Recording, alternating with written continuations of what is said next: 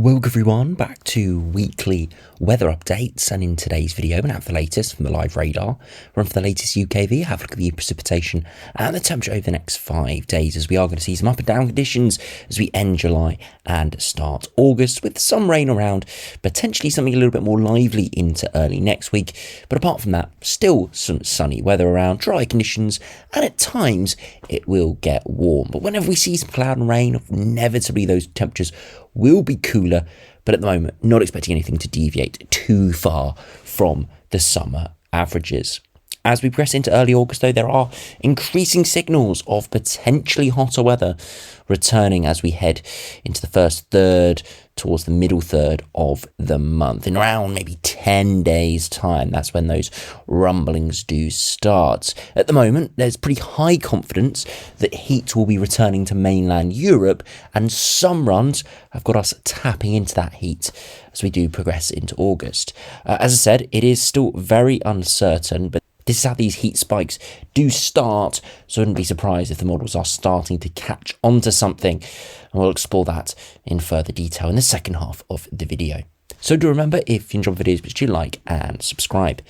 Now I'm recording this around 10 PM in the evening, so a little bit later than usual, and you can see this evening we've got generally dry conditions, but a few outbreaks of rain across England, especially down the spine of the country. Today we've seen a lot of thick cloud and these on and off areas of precipitation, and it has kept it actually pretty cool in many areas. Temperatures a little bit cooler than we anticipated. We thought it would struggle to get above sort of 18 to 20 degrees, and to be honest, it was a couple of degrees cooler than that in some spots. Pretty poor day relative to what we've seen so far this summer.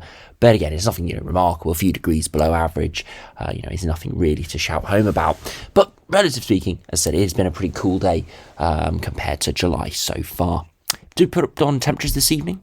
Although it's been a pretty cool day so far, because of all the cloud around, it's actually holding those temperatures a little bit higher this evening. So you see mostly lighter blues and a few yellows around, again indicating temperatures hovering around the mid-teens this evening. So cloud not allowing the temperatures to rise too much during the day, but actually holding them up overnight. So still feeling not too bad, still a little bit warm out there.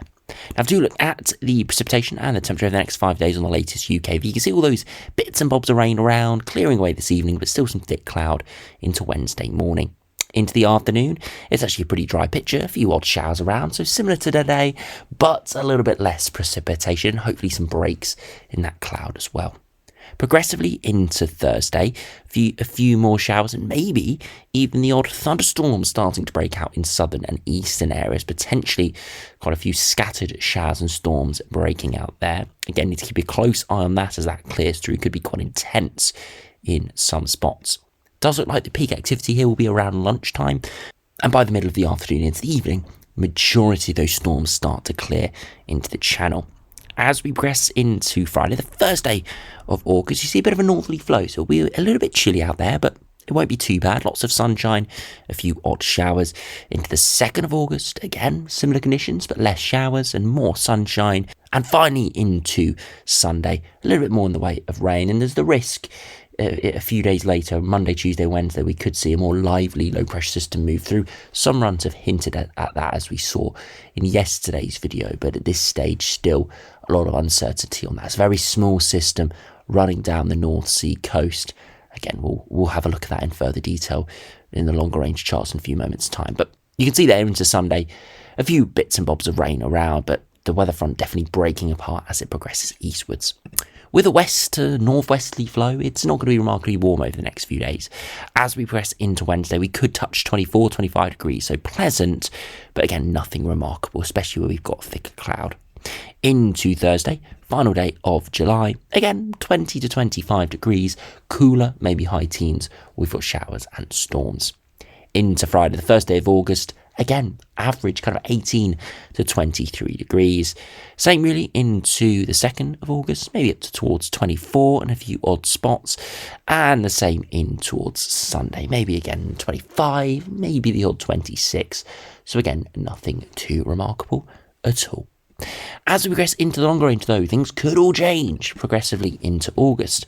Now over the coming days, you see that west and northerly flow, nothing too remarkable. And then you see that lively low pressure system move through maybe Monday, Tuesday time. Again, we'll have to see where that positions itself, how far southwards it does travel. Here, it kind of skirts northern Scotland. Once that clears, though, still a bit of a westerly flow in the subsequent days, but eventually high pressure firmly builds in, migrates eastwards, and we start to see heat building across Europe. And we actually do start to tap into it on this latest GFS. Yes, there is a trough toward the Bay of Biscay, and that would mean that it could turn hot, 25-degree isotherm not too far away, but it would be very thundery, lots of storms around in this scenario, with a mix of instability and energy and heat. Yeah, it could be quite an electric and explosive sort of few days there. But it would be very hot and humid. You can see on the temperature deviation, we're up towards 6 to 8 degrees above average widely, up towards maybe 10 to 12 degrees in the far southeast. Potential equivalent temperature shows all of that heat and humidity building across Europe. Compared to now, not so much. Yes, a little bit of warmth around, but nothing remarkable. By the end of the run, a lot more oranges there across Europe as we do tap into that. So definitely GFS showing heat building back across mainland Europe. Huge contrast to at the moment. Look how cool it is across Europe. Lots of blues compared to oranges and reds by the end of this run. So heat back into central and northern Europe. But how far does it get? How close does it get to our shores? This GFS run has it moving in for parts of England and Wales for a few days with a bit of a thundery breakdown. What happens though beyond that? If you compare to the latest GM, again, westerly flow for the next few days. That lively low pressure system moves through but skirts even further northwards across the far north of Scotland, clears, and towards day 10, similar to the GFS, heat builds across Europe. Look at this, a big heat dome starts to develop. Again, whether it turns into a classic heat dome will depend on how long this high pressure system lasts, but the overall sort of pattern here would be symbolic of that sort of heat dome effect. You can see this with widespread oranges developing here, and it just gets hotter and hotter there across mainland Europe, and we'd expect for us to start getting towards the 30s in this sort of scenario. But so you can see that heat really starting to build. Huge contrast to at the moment where we're between 0 and 10 degrees at 850 HPA. By this point, we're between 10 and 20 degrees. So a big jump from the runs as we progress towards that day 10 period. If we look at the latest ECMWF, broadly similar over the next few days. That lively low tries to move through early next week, but you can see it's just a little bit of a trough from the ECMWF, again, showing you how uncertain the development of this low pressure system is. Beyond that though, confidence, high pressure will be building in. Still some lows around, so still could be some showers. And towards the extended period of this run, again, we start to see that heat building across Europe, but you can see it doesn't extend as far northwards and westwards towards the UK. So you can see the heat really building across southern France, down towards Italy, the Alps, southern Germany, and drifting northwards at times, but never gets across the UK.